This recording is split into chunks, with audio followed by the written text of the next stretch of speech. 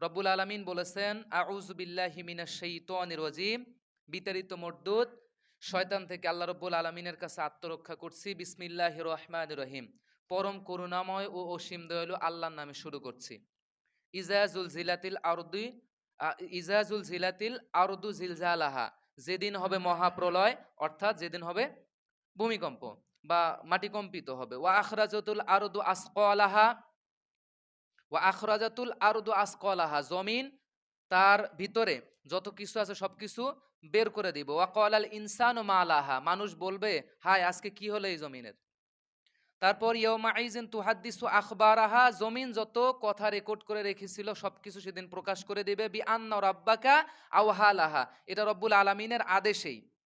মুআজ্জাজ মুহতারাম, 5 নম্বর আয়াত পর্যন্ত, আমি 5 নম্বর আয়াত পর্যন্ত অর্থ করলাম। তাফসির তো করার মতো ন্যূনতম যোগ্যতাও আমার নাই, তবে বিভিন্ন তাফসির কারকেরা যে তাফসিরগুলো করেছেন সেখান থেকে আমি শুধু ডেটা ট্রান্সফার করব আপনাদের সামনে, মানে ওই তথ্যগুলো নিয়ে আপনাদের কাছে জাস্ট একটু পৌঁছাই দিব। আসুন, শুরুতেই আমরা এই সূরাটা নাজিলের একটু প্রেক্ষাপট জানি।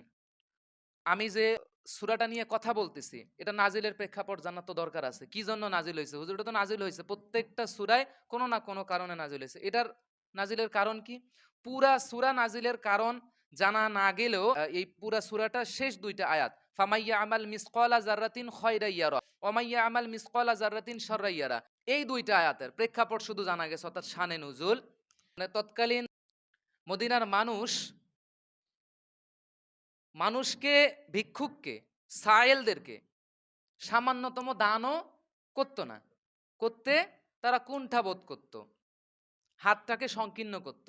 এটা 1 নম্বর কারণ। 2 নম্বর কারণ হচ্ছে তারা ছোট ছোট যে গুনাহ আমরা যেগুলোকে বলি সগীরা গুনাহ, এই সগীরা গুনাহগুলোকে তারা করতেও দ্বিধাবোধ করতো না। মনে করতো আরে সগীরা গুনাহ, এই কোনো ব্যাপার না, সগীরা গুনাহটা কোনো গুনাহ হইল? বড় বড় গুনাহ এগুলো, যেগুলো আছে এগুলো থেকে একটু বিরত থাকবো, কিংবা গুনাহ করলে আল্লাহ রাব্বুল আলামিনের কাছে মাপ চাবো। কিন্তু সগীরা, এগুলো ছোট ছোট গুনাহ, এগুলোকে গুনাহ মনে করতো না। যার কারণে রব্বুল আলামিন শেষ 2টা আয়াত এই সূরা নাজিল করেছেন। মুআজ্জাজ মুহতারাম, রব্বুল আলামিন বলেছেন ইজাজুল জিলাতিল আরদু জিলজালাহা, যেদিন হবে মহাপ্রলয়। এটা কেমন প্রলয়? দুনিয়ার প্রলয়ের মতো না। এই যে জাপানে একটা সময় হয়েছিল, রিক্টার স্কেলে 9.1 পরিমাপ করা গিয়েছিল। সাধারণত 7.0 পার হলেই বা 8.0 পার হলেই এর তীব্রতা অনেক বেশি হয়ে যায়। মুআজ্জাজ মুহতারাম, এই যে মাঝে মাঝে বাংলাদেশকেও নাড়া দেয়, এই ভূমিকম্প না। বাংলাদেশে যে ভূমিকম্প হয়, কিছুদিন আগে হইল ঢাকায়, রংপুরে হয় নাই। রংপুরে হইলে হয়তোবা সিলেটে হয় না, সিলেটে হইলে চট্টগ্রামে হয় না, মানে এক জায়গায় হয় আর এক জায়গায় হয় না। এটা হচ্ছে দুনিয়ার ভূমিকম্প। দুনিয়ার যদি ভূমিকম্প এই রকম হয়, রিক্টার স্কেলে 8.0 পার হলেই এমন ধ্বংসস্তূপে পরিণত হয়, আমরা পৃথিবীর ভাষায় মানুষ আমরা বলি যে এখানে কিয়ামত হয়ে গেছে। এটা আমাদের পরিভাষা, আমরা বলি না, সবকিছু ম্যাচাকার হয়ে যায়। যদি সমুদ্রের তলদেশে ভূমিকম্প শুরু হয় এটাকে বলা হয় সুনামি। এটা সবকিছু ম্যাসাকার করে দিয়ে যায়। আমরা বলি যে মনে হয় কিয়ামত হয়ে গেছে। এটা কথার কথা, আমরা কিন্তু বলি, আমাদের পরিভাষাই বললাম। মুআজ্জাজ মুহতারাম, দুনিয়ার এই মহাপ্রলয় যদি এরকম হয়, সবকিছু ম্যাসাকার করে দেয়, যেখানে আবাসস্থল ছিল দেখবেন আবাসস্থলগুলো ধ্বংসস্তূপে পরিণত হয়ে গেছে, ফসলের মাঠগুলো সবগুলো যেন সেজদায় পরিণত হয়ে গেছে এমন অবস্থা। আবার দেখবেন যখন মহাপ্রলয় হয়, সমুদ্রের উপকূলে যারা বসবাস করে তাদের বাড়ি ঘরের মধ্যে পানি ঢুকে গেছে, আবার কারো কারো বাড়ি দেখা যায় পানির সাথে স্রোতের সাথে ভেসে চলে গেছে। এইটা হচ্ছে দুনিয়ার মহাপ্রলয়, দুনিয়ার ভূমিকম্প। কিন্তু রব্বুল আলামিন বলেছেন ইজাজুল জিলাতিল আরদু জিলঝালাহা, যেদিন হবে মহাপ্রলয়, যেদিন হবে মহাকম্পন, ও মুসলমান আল্লাহর গোলাম, যেই দিন রব্বুল আলামিন এই পৃথিবীটাকে ধ্বংস করবে না, অর্থাৎ আমরা যেদিন বলি যে কিয়ামত অনুষ্ঠিত হবে, ও মুসলমান আল্লাহর গোলাম, আল্লাহ রব্বুল আলামিন এইটা দিয়ে সেই দিনের কথাই বলেছেন। দুনিয়ার ভূমিকম্প এক জায়গায় হইলে আর এক জায়গায় হয় না, কিন্তু রব্বুল আলামিন আমাদের এই পৃথিবীটাতে যেটাতে আমরা বিচরণ করতেছি, এই পৃথিবীটাকে পেরেক মেরে আল্লাহ রব্বুল আলামিন স্থির করে রেখে দিয়েছেন। যদি সামান্যতম আমরা গুনার দিকে ধাবিত হই, লিপ্ত হই, রব্বুল আলামিন মাঝে মাঝে নাড়া দিয়ে আমাদেরকে একটু সতর্ক করে দেয়। মদিনায় একটা সময় এইরকম ভূমিকম্প হয়েছিল, তখন হজরতে আবু বকর রাদিয়াল্লাহু তাআলা আনহু তিনি জীবিত ছিলেন। মদিনায় একসময় এরকম ভূমিকম্প হলো, তখন আবু বকর সিদ্দিক রাদিয়াল্লাহু তাআলা আনহু তিনি ছিলেন খেলাফতের দায়িত্বে, তিনি ছিলেন খলিফা। তিনি মানুষদেরকে ডেকে বললেন, ওগো আল্লাহর বান্দা বান্দিরা, হয়তো বা পৃথিবীতে আমরা এমন কিছু পাপ করতেছি যার পাপের দরুন, যার পাপের কারণে রব্বুল আলামিন আমাদেরকে স্মরণ করিয়ে দিচ্ছেন যে মহাপ্রলয় একদিন ঘটবে। ও দুনিয়ার মানুষ, এখনো সময় আছে, সুযোগ আছে, পাপ থেকে ফিরে আসো আমি আল্লাহ রব্বুল আলামিনের দিকে। ও মুসলমান আল্লাহর বান্দা বান্দিরা, এ মহাপ্রলয় কেমন হবে? রব্বুল আলামিন সূরা হাজের মধ্যে বলেছেন, ইয়া আইয়ুহান নাসুত্তাকু রাব্বাকুম ইন্না সালসালাতাস সাআতি শাইউন আযীম। আল্লাহু আকবার বলেন। আল্লাহ রাব্বুল আলামিন বলেছেন, ইয়া আইয়ুহান নাস, হে মানুষ, ইয়া আইয়ুহান নাস। খেয়াল করেন আল্লাহ রাব্বুল আলামিন কি সুন্দর শব্দ চয়ন করেছেন। আল্লাহ রাব্বুল আলামিন বলতে পারতেন ইয়া আইয়ুহাল্লাযিনা আমানু, হে ঈমানদারেরা, যারা শুধু ঈমান এনেছেন তাদেরকে, না না, আল্লাহ রাব্বুল আলামিন বলতেছেন ইয়া আইয়ুহান নাস, হে মানব সম্প্রদায়। এর মধ্যে মুসলমান আছে, খ্রিস্টান আছে, হিন্দু আছে, বৌদ্ধ আছে, নাস্তিক আস্তিক, যারা রব্বুল আলামিনকে বিশ্বাস করে না, খোদাকে বিশ্বাস করে না, কোনো ধর্মই মানে না, তারাও এর মধ্যে আছে। আল্লাহ রাব্বুল আলামিন বলতেছেন ইয়া আইয়ুহান নাস, হে মানব সম্প্রদায়, ইত্তাকু রাব্বাকুম, তোমার রবকে ভয় করো। ইত্তাকু, ভয় করো, তাকওয়া থেকে ইত্তাকু এই শব্দটুকুন এসেছে। ইত্তাকু শব্দের অর্থ হলো ভয় করা। রব্বাকুম, কাকে ভয় করবে? তোমাদের রবকে। তোমাদের রবকে ভয় করো। ইন্না সালসালাতিস সাআতি, নিঃসন্দেহে ঝালঝালা অর্থাৎ মহাপ্রলয়, এই ভূমিকম্প হবে। সাআত সাআতি শাইউন আযীম, এই ভূমিকম্প হবে এত বড়, কল্পনাও করতে পারবা না কি রকম হবে। রব্বুল আলামিন পরবর্তী আয়াতে এইটা বোঝানোর জন্য আরেকটা রব্বুল আলামিন উদাহরণ দিয়ে দিয়েছেন। রব্বুল আলামিন বলেছেন, ইয়াউমা তারাউনাহা তাজহালু কুল্লু মারদিআতি আম্মা আরদাআত ওয়া তাদাউ কুল্লু জাতি হামলিন হামলাহা। এর অর্থ হচ্ছে এরকম, মুসলমান আল্লাহর বান্দা, রব্বুল আলামিন বলতেছেন একজন মা তার সন্তানকে কেমন ভালোবাসেন আপনারাই বলেন তো। একজন মা, সদ্য ভূমিষ্ঠ একটা সন্তান যে দুনিয়াতে আসলো, মাও অসুস্থ, তারপরেও সন্তান দুনিয়াতে ভূমিষ্ঠ হলো। ভূমিষ্ঠ হওয়ার পর মায়ের শরীর খারাপ, মায়ের সেন্সলেস অবস্থা, দুনিয়ার খবর উনি মনে করেন একটু কমেই রাখতেছেন। তারপরেও যখন সন্তান কান্না করে, ওই মার হুঁশ ফিরে যায়। ওই মাকে আল্লাহ রব্বুল আলামিন এই জ্ঞানটা দিয়ে দেয় কিভাবে সন্তানকে কোলে নিতে হবে, সন্তানকে কিভাবে স্তন পান করাইতে হবে। দুনিয়ার সকল ব্যথা ভুলে ওই মা তখন ওই সন্তানকে কোলে নিয়ে স্তন পান করায়, বুকের মধ্যে জড়াই ধরে। ও মুসলমান, এই সন্তানটাকেও যেদিন মহাপ্রলয় হবে, যেদিন এই ভূমিকম্পটা হবে, সেদিন মা তার এই সন্তানটাকেও ফেলে দিয়ে পাগলের মতো হয়ে যাবে। নিজের সেন্স থাকবে না, নিজের মধ্যে কোনো জ্ঞান থাকবে না, এই দিকে ওই দিকে ছোটাছুটি করবে। আর সেই দিন এমন অবস্থা হবে, গর্ভবতী যে মাগুলো আছে, যার পেটের মধ্যে মনে করেন 3 মাস 6 মাস 5 মাস, যে কয় মাসেরই সন্তান হোক না কেন, সাধারণত সন্তান মেচিউর হয় হচ্ছে 9 মাস 10 দিন বা 40 থেকে 42 সপ্তাহ, সর্বনিম্ন 36 থেকে আপনি 38 সপ্তাহের মধ্যে ডেলিভারি করাইতে পারবেন। এর আগে ডাক্তারেরাও কিন্তু করায় না, এটা মেডিকেল সায়েন্সের একটা রুলস। ও মুসলমান আল্লাহর বান্দা, 9 মাস 10 দিনে একটা সন্তান সাধারণত মেচিউর হয়। রব্বুল আলামিন ওই সন্তানটাকে পৃথিবীতে ভূমিষ্ঠ করায় রব্বুল আলামিনের ধারা অনুযায়ী, রব্বুল আলামিনের সিস্টেম অনুযায়ী। এর আগে যে সন্তানগুলো দুনিয়াতে আসে, এই সন্তানগুলোকে বলা হয় ইমমেচিউর সন্তান, যেটা 34 বা 35তম সপ্তাহে যে সন্তানগুলো হয়, দেখবেন এই সন্তানগুলোকে নিউনেটাল ইন্টেনসিভ কেয়ার ইউনিট অর্থাৎ এনআইসিইউ এর মধ্যে রেখে হিট দেওয়া লাগে। ওই সন্তানটাকে আরো কিছুদিন ওর বয়সটা বাড়ানোর জন্য ওইখানে রাখতে হয়। কিন্তু রব্বুল আলামিন এত মহাপ্রলয় সেদিন এত কম্পন দিবেন, যার পেটের মধ্যে 3 মাসের সন্তানও আছে, কিংবা 4 মাস, 5 মাস, 6 মাসের সন্তান আছে, যে সন্তানগুলো ইমম্যাচিওর, এখনো ম্যাচিওর হয় নাই, এই ভূমিকম্প তীব্রতার কারণে পেট থেকে এই সন্তানগুলো এমনিতেই জমিনের মধ্যে খসে পড়ে যাবে। যে পরিমাণ ভূমিকম্প দিলে পেট থেকে সন্তানগুলো খসে পড়ে যাবে, রব্বুল আলামিন সেই পরিমাণ ভূমিকম্পই দুনিয়াতে সেদিন দিবেন। সেদিন হয়ে যাবে মহাপ্রলয়। ও মুসলমান আল্লাহর বান্দা, একবার চিন্তা করেন, আমরা এই সূর্যটাকে দেখতে পাচ্ছি, সূর্যটা পৃথিবী থেকে কত দূরে অবস্থিত একটু বলেন তো? 9,30,00,000 মাইল দূরে এই সূর্যটা অবস্থিত। এই সূর্যের যে আলো আসে দুনিয়াতে, যারা সায়েন্সে পড়েছেন আপনারা জানেন, এই সূর্যের যে আলোটা আসতে লাগে, সময় লাগে হলো 9 মিনিট 8 মিনিট 10 সেকেন্ড সময় লাগে। তাও আবার আলোর গতিতে। আলোর গতিতে, শব্দের গতি না, আলোর গতি। আমরা যেটা তাকাই এটা তো আমাদের চোখের গতি। আলোর গতিতেও আসে এই সূর্যের আলোটা, সূর্য ওঠে, ওঠার পর 8 মিনিট 10 সেকেন্ড সময় লাগে পৃথিবীতে আসতে। আর এই যে সূর্যের যে তাপটা আছে 1,40,00,000 ফারেনহাইট, এই যে সূর্যের আলোটা দিচ্ছে, সূর্যের আলোটা সরাসরি আসে না। পৃথিবীতে কয়েকটা লেয়ার আছে, স্তর আছে, ওজোন স্তর, আরো বিভিন্ন স্তর আছে। এই স্তরগুলো ভেদ করে রব্বুল আলামিন এই আলোটাকে পিউরিফাইন করে, পিওর করে আমাদের জন্য যতটুকু দরকার ঠিক ততটুকুন আলো জমিনের মধ্যে দেয়, ততটুকুন তাপ জমিনের মধ্যে দেয়।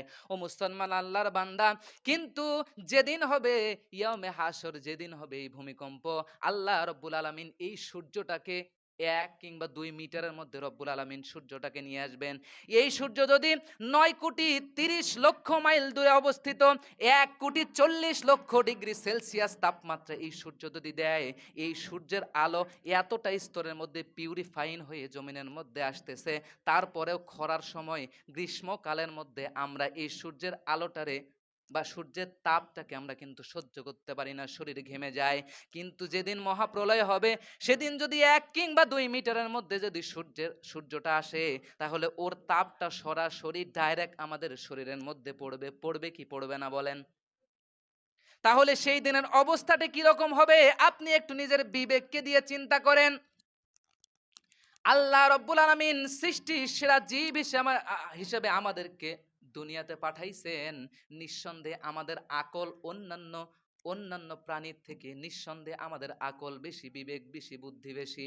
ও মুসলমান আল্লাহর বান্দারা, যদি এই অবস্থা হয় তাহলে একবার চিন্তা করেন সেই দিন আমাদের কি অবস্থা হবে। যেদিন হবে আলিয়াউমা ইয়াফিরুল মাররু মিন আখিহি ওয়া উম্মিহি ওয়া আবিহি ওয়া সাহিবাতিহি ওয়া বানিন। আপনি আজকে দুনিয়াতে আপনার সন্তানকে ভালোবাসেন, আপনার স্ত্রীকে ভালোবাসেন, আপনার পিতা মাতাকে ভালোবাসেন, আজকে দুনিয়ার নেতা নেত্রীকে ভালোবাসতেছেন, তাদের জন্য জীবন দিয়ে দিচ্ছেন, আপনি দলের পিছনে স্লোগান দিচ্ছেন, দেন কোনো আপত্তি নাই। ও মুসলমান আল্লাহর বান্দারা, কিন্তু কাল কিয়ামতের দিন, যেদিন আপনার আমার আমল নামাগুলো বিচার করা হবে, আপনার আমার ফয়সালা যদি জাহান্নাম হয়ে যায়, রব্বুল আলামিনের কাছে আমরা আরজি করব, আল্লাহ আমাকে দুনিয়াতে আরেকবার পাঠাই দাও, এমন আমল করে আসব, এই আমলের কারণে আমি জান্নাত পেয়ে যাব। রব্বুল আলামিন বলবে, না না, তোমাকে এই সুযোগ আর দেওয়া হবে না। তবে আমি আল্লাহ রব্বুল আলামিন তোমাকে একটা সুযোগ দিতে পারি। দুনিয়াতে তো তোমার অনেক বন্ধু ছিল, দুনিয়াতে তোমার বাবা মা ছিল, সন্তান সন্ততি ছিল, তুমি যাও আজকেও বান্দা, যদি একটা নেকি তুমি নিয়ে আসতে পারো, আমি রব্বুল আলামিন কথা দিলাম তোমার সব গুনাহ মাফ করে দিয়ে আমি আল্লাহ রব্বুল আলামিন তোমারে জান্নাত দিয়ে দিব। ও মুসলমান আল্লাহর বান্দা, কিন্তু সেদিন কেউ দিবে না। রব্বুল আলামিন আগেই বলেছেন সূরা আবাসার ভিতরে, আলিয়াউমা ইয়াফিরুল মাররু মিন আখিহি, সেই দিন এমন দিন হবে যেদিন ইয়াউমা ইয়াফিরুল মাররু, গমন করা, পলায়ন করা, আখিহি, ভাই তার ভাইয়ের থেকে, ওয়া উম্মিহি, মা তার সন্তান সন্ততির থেকে, ওয়া আবিহি, পিতা তার সন্তান সন্ততির থেকে।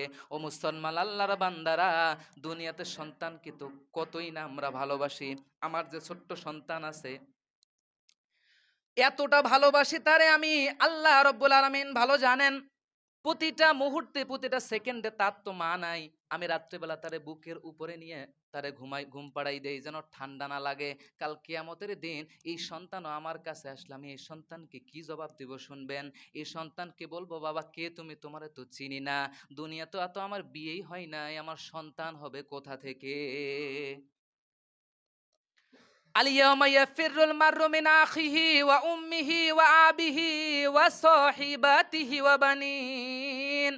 ও মুসলমান, দুনিয়াতে যার পিছনে আপনি স্লোগান দিয়েছেন, যার পিছনে আপনার জীবনটাকে ব্যয় করেছেন, যেখানে আপনি আপনার সময় দিয়েছেন, শ্রম দিয়েছেন, যার পিছনে ওয়া সাহিবাতিহি, সেই বন্ধু বান্ধবের কাছে আপনি যখন যাবেন, এই বন্ধু বান্ধব আপনাকে দেখে পলায়ন করবে, বলবে না না, দুনিয়াতে তো আমার কোনো বন্ধু ছিল না, আমি তোমাকে চিনি না। ওয়াবানিন, আপনি আপনার সন্তান সন্ততির কাছে গিয়ে বলবেন, বাবা দুনিয়াতে তো আমি তোমার বাবা ছিলাম, দুনিয়াতে আমি তোমার মা ছিলাম, একটা নেকি দিয়ে দাও জান্নাতে চলে যাই। সেদিন আপনার সন্তান সন্ততিও আপনাকে চিনবে না। ও মুসলমান আল্লাহর গোলাম, তাহলে এই দিনের ভয়াবহতা কি রকম? আপনি আপনার সন্তানকে ভালোবাসতেছেন, বাবা বাসেন, এটা আপনার কর্তব্য। আপনি আপনার স্ত্রীকে ভালোবাসতেছেন, বাসেন, এটা আপনার কর্তব্য, দুনিয়ার কাজ। কিন্তু এত কিছুর পরেও কাল কিয়ামতের দিন আপনাকে আমাকে উত্থিত হতে হবে রব্বুল আলামিনের কাছে, রব্বুল আলামিনের মুখোমুখি হওয়া লাগবে, বিচারের সম্মুখীন হওয়া লাগবে। এই দিনটাকে ভয় করার দরকার বলেন তো আমাদের আছে না নাই? অবশ্যই আছে। ও মুসলমান আল্লাহর বান্দা, এরপর রব্বুল আলামিন বলেছেন সেদিন এমন ভয়াবহতা হবে। রব্বুল আলামিন বলেছেন ওয়া আখরাজাতুল আরদু আসকালাহা, জমিন সেদিন তার অভ্যন্তরে যত কিছু লুকিয়ে রেখেছে সব কিছু উপরে তুলে দিবে, উপরে উঠাই দিবে। এই জমিনের মধ্যে কত কিছু আছে, স্বর্ণ আছে, এই জমিনের মধ্যে লোহা আছে, এই জমিনের মধ্যে কয়লা আছে, এই জমিনের মধ্যে সবচেয়ে মূল্যবান ধাতু ইউরেনিয়ামও আছে, এই জমিনের মধ্যে গ্যাস আছে। মুফাসসিরিনে কেরাম বলেন এই দিন জমিন সব কিছু উগলাই বের করে দিবে, বমি করার মতো বের করে দিবে। সবার সামনে স্তূপ হয়ে যাবে সম্পদের। সেই দিন আপনি আমি বা যাদের উপর এটা পতিত হবে তারা দেখে চিন্তা করবে, হায় হায়, তারা কপাল চাপড়াবে আর বলবে আমার কত বদনসিব, এই যে সম্পদের জন্য আমি দুনিয়াতে খুনাখুনি করেছি, আমার ভাইয়ের সাথে রক্তপাত করেছি, আমার আপন ভাই তার সাথে রক্তপাত করেছে এই সম্পদের জন্য, দুনিয়াতে মানুষ মেরেছি, মানুষকে হত্যা করেছি সম্পদ আহরণের জন্য, আর এই সম্পদ আজকে আমার সামনে স্তূপ আকারে হয়ে আছে। কিন্তু বড় দুঃখজনক বিষয়, এই সম্পদ আমার সামনে স্তূপ আকারে হয়ে থাকলেও কি হবে, এই সম্পদ নেওয়ার মতো ক্ষমতা আজকে আমার নাই। এই সম্পদ নিয়ে আমি আজকে কি করব? এরপর দেখেন সেই দিন এই সম্পদের প্রতি কারো খেয়াল থাকবে না। ও মুসলমান আল্লাহর বান্দা বান্দিরা, এরপর রব্বুল আলামিন বলেছেন জমিন, তারপরে তার ভিতরে অন্তরস্থ যত মোর্দা, অর্থাৎ যত মানুষকে আমরা পৃথিবীতে দাপন করেছি, কিংবা হিন্দুরা তার যে লোকগুলাকে তারা ভস্য করে দিয়েছে, তাদের অস্তিত্ব তো দুনিয়ার মধ্যে আছে, আছে না নাই? আমি এর আগে জুম্মায় বলেছিলাম রব্বুল আলামিন যদি আপনি আমি মরে একেবারে শেষ নিঃশেষ হয়ে যাই, তারপরেও রব্বুল আলামিন আমাদেরকে সেখান থেকে উত্তোলন করবেন। তাহলে রব্বুল আলামিন যেদিন এই যে জালজালা, অর্থাৎ যেদিন মহাপ্রলয় হবে, সেই দিন জমিন সেখান থেকে প্রত্যেকটা লাশকে যে অবস্থায় মৃত্যুবরণ করেছে ওই অবস্থায় তাদেরকে উপরে তুলে দিবে। এই মানুষগুলো, মৃত মানুষগুলো উঠবে, ওঠার পর বলবে হায় হায়, আজকে জমিনের কি হয়ে গেল? ইয়াউমাইযিন তুহাদ্দিসু আখবারাহা বিআন্না রাব্বাকা আওহালাহা ওয়াকালাল ইনসানু মা লাহা, সেদিন তারা বলবে জমিনের কি হয়ে গেল, এটা তো হওয়ার কথা ছিল না। রব্বুল আলামিন বলবেন এটা তোমার রবের ওয়াদা, তোমার রব তো তোমাকে বলেছেন একদিন মহাপ্রলয় সংগঠিত হবে, সুতরাং আজকে মহাপ্রলয় সংগঠিত হয়ে গেছে। ও মানুষ, তোমরা যদি এর আগেও সচেতন হইতা আমার এই বিধানগুলো পাওয়ার পর, তাহলে হয়তোবা আজকে তোমরা বেঁচে যেতে, আজকে তোমরা বেঁচে যেতে। রব্বুল আলামিন সূরাতুল মারিয়ামের মধ্যে বলেছেন, সূরাতুল মারিয়ামের ৮৬ এবং ৮৫ এবং ৮৬ নম্বর আয়াতের মধ্যে রব্বুল আলামিন বলেছেন এই দিন যারা রব্বুল আলামিনের দয়া, রহমানের দয়া বা অনুগ্রহ যারা পাবে তারাই সেই দিন বেঁচে যাবে, আর যারা রহমান বা রব্বুল আলামিনের দয়া বা অনুগ্রহ যে সেদিন পাবে না, তাদের অবস্থা হবে এমন করুণ অবস্থা। যদি রব্বুল আলামিন তথা মালিক তাদেরকে সাপোর্ট না করে, তাহলে আপনি বুঝে নেন তাদের কি করুণ অবস্থা হয়ে যাবে। ও মুসলমান আল্লাহর গোলাম, রব্বুল আলামিন বলেছেন ইয়াউমা ইয়াউমা ইযিন তুহাদ্দিসু আখবারহা, সেদিন জমিন, মানুষ এমন কোনো পাপ করে না যেটা জমিন রেকর্ড করে রাখে না। মানুষ এমন কোনো কাজ করে না যেটা জমিন রেকর্ড করে রাখে না। আপনি অন্ধকারের মধ্যে করেছেন, যেখানে মানুষ নাই সেখানে গিয়ে করেছেন, কিংবা আপনি ঘরের মধ্যে একবারে রুমের মধ্যে তালাবদ্ধ হয়ে আপনি সেখানে গুনাহ করেছেন। আপনি লাইট জ্বেলে করেন নাই, লাইট বন্ধ করে অন্ধকারের মধ্যে করেছেন। আপনি অফিসে করেছেন, আপনি মাঠে গিয়ে গুনাহ করেছেন একা, চুপি চুপি। জমিন সব কিছুর খবর রাখে। সেদিন জমিন বলবে, আল্লাহ রব্বুল আলামিন, আমার ভিতরে যত খবর, যত সংবাদ আছে, আমি তোমার পক্ষ থেকে এগুলো আমানত রেখেছিলাম, এগুলো আমি আর আজকে রাখবো না, সব কিছু উত্তোলন করে দিলাম। ও রব, আপনি আপনার বান্দার হিসাব নিকাশের জন্য এগুলো নিয়ে নেন। ও মুসলমান আল্লাহর গোলাম, আর জমিন যে এত কাণ্ড ঘটাবে, এত কিছু করবে, বিআন্না রাব্বাকা আওহা লাহা, আর এত কিছু হবে একমাত্র রব্বুল আলামিনের আদেশ এবং নির্দেশ অনুযায়ী।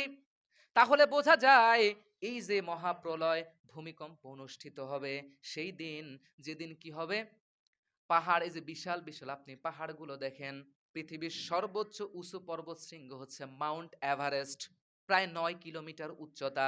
এই মাউন্ট এভারেস্ট, এটাও জমিনের মধ্যে আছাড় খেয়ে পড়ে চূর্ণ বিচূর্ণ হয়ে যাবে। এই যে আসমানগুলো দেখতেছেন, ওয়া ইজা সামা ইফাতারাত, এই আসমানগুলো আমার দিকে দেখেন। আমি এই যে পাতাটা এইভাবে উল্টাই দিলাম, একটা আরেকটার উপর কিভাবে পড়লো, এইরকম একটা আসমান আরেকটা আসমানের উপর ধপাস করে পড়বে, আর ওখান থেকে চূর্ণ বিচূর্ণ হয়ে যাবে। ও মুসলমান আল্লাহর বান্দা, তাহলে সেই দিনকে অবশ্যই অবশ্যই ভয় করার দরকার আমাদের, বলেন তো আছে না নাই? এখনো হিসাব, হিসাব কিন্তু এখনো শুরু হয় নাই, শুধুমাত্র মহাপ্রলয়ের কথা বলতেছি। মহাপ্রলয়ের দিন এই অবস্থা হবে, সেই দিন রব্বুল আলামিন আমাদেরকে নিঃসন্দেহে পুনরুত্থানের জন্য অবশ্যই আল্লাহ রব্বুল আলামিন আমাদেরকে উত্তোলন করবেন। ও মুসলমান, সেই দিন আমরা চাইলেও ব্যাক করে আসার কোনো সুযোগ আমাদের নাই। বিশ্বনবীর কাছে যখন এই যে আয়াতটা, এই সূরাটা যখন নাজিল হয়, তখন একজন সাহাবা বললেন, ওগো আল্লাহর নবী, রব্বুল আলামিন এই যে মাটির ভিতর থেকে, মাটি যে আমাদের সবকিছু রেকর্ড করে রাখে, আমি ছোট থেকে নিয়ে এই পর্যন্ত যত গুনাহ করেছে বা মৃত্যু পর্যন্ত যত গুনাহ করব, সব গুনাই কি জমিন সব কিছু আল্লাহ রাব্বুল আলামিনের কাছে তুলে দেবেন? বিশ্বনবী বললেন, হ্যাঁ, অবশ্যই জমিন সবকিছু তুলে দিবেন। তখন ওই ব্যক্তি, ওই সাহাবী কপাল চাপটাচ্ছে, আহা আমার কি বদনসিব, তাহলে তো আমি শেষ। ও হুজুর, আমি তো শেষ হয়ে গেলাম। হযরতে আবু বকর সিদ্দিক রাদিয়াল্লাহু তাআলা আনহু তিনিও কাঁদতেছেন, বললেন, ওগো আল্লাহর নবী, যদি এই অবস্থা হয়, জীবনে যত গুনাহ করেছি, তাহলে তো আমি শেষ হয়ে গেলাম, আমি তো একেবারে ধ্বংস হয়ে গেলাম।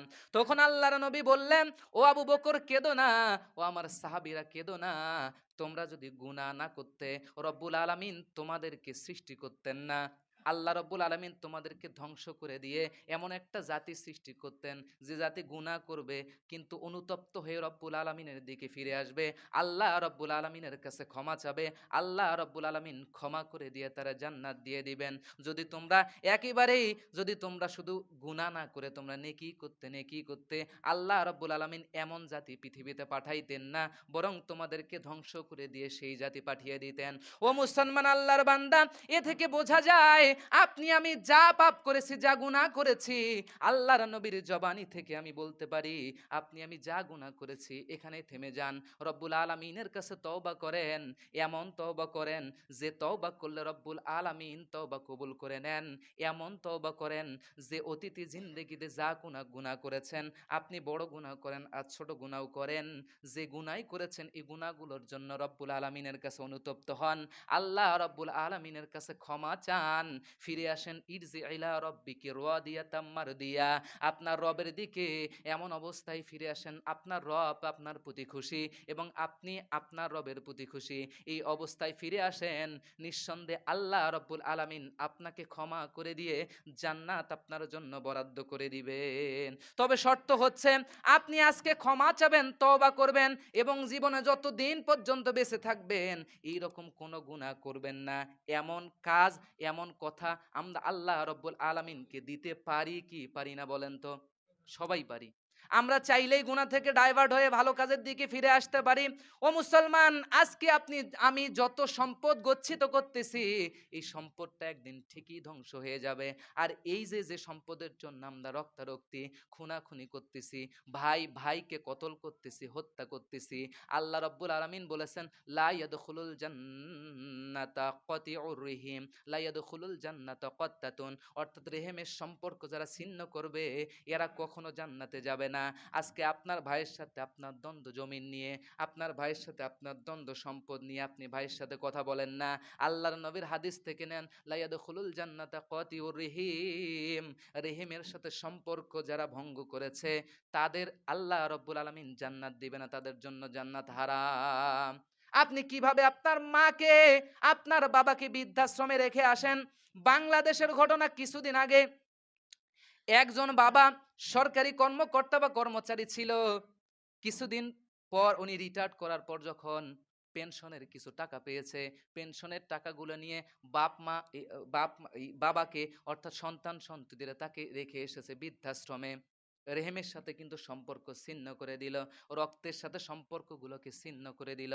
ও মুসলমান, আজকে এই সম্পদের জন্য আমরা খুনাখুনি করতেছি, আমাদের রেহেমের সাথে সম্পর্কগুলোকে আমরা ধ্বংস করে দিচ্ছি। সুতরাং এখনো সুযোগ আছে, এখনো সময় আছে। ও মুসলমান, যার সাথে যা করেছেন মিউচুয়াল করে নেন। আপনার ভাইয়ের সাথে আপনার দ্বন্দ্ব আছে, মিউচুয়াল করে নেন। ভাই যা হয়েছে, আপনি বড় ছোট ভাইকে বলেন, ভাই যা করেছিস ক্ষমা করে দিলাম, আয় আমরা সকলে মিলে একটু করে মিলে খাই। বড় ভাই ভাইয়ের কাছে আপনি গিয়ে ক্ষমা চান, কিংবা বাবা মার সাথে বেয়াদবি করেছেন, বাবা মার কাছে ক্ষমা চেয়ে নেন। আল্লাহ রব্বুল আলামিন খুশি হয়ে যাবেন। আর আমরা ফিরে আসি আল্লাহ রব্বুল আলামিনের দিকে, একমাত্র আল্লাহ রব্বুল আলামিনের সন্তুষ্টির জন্য আমরা গুনাহগুলো ছেড়ে দেই। অবশ্যই অবশ্যই আল্লাহ রব্বুল আলামিন আমাদেরকে জান্নাত দিয়ে দিবে। সুবহানাল্লাহি ওয়া বিহামদিহি। মুআজ্জাজ মুহতারাম, সময় অনেক কম, যতটুকু আলোচনা করেছি আরো আরো কিছু কথা আছে, এটা আজকে পারলাম না। যতটুকু আলোচনা করেছি আল্লাহ রাব্বুল আলামিন সর্বপ্রথম আমাকে সহ আপনাদের সকলকে এর উপর যথাযথ আমল করার তৌফিক দান করুন। সকলে বলি আমিন। আমি আমার আলোচনা এখানেই শেষ করছি। ওয়া আখিরুদ দাওয়ানা আনিল হামদুলিল্লাহি রাব্বিল আলামিন।